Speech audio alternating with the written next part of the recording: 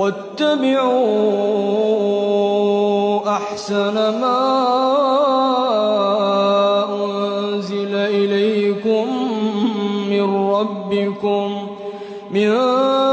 قبل أن يأتيكم العذاب بغتة وأنتم لا تشعرون أن تقول نفس يا حسرة على ما فرطت في جنب الله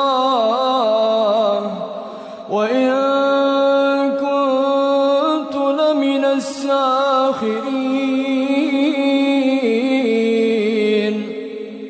أو تقول لو أن الله هداني لكنت من المتقين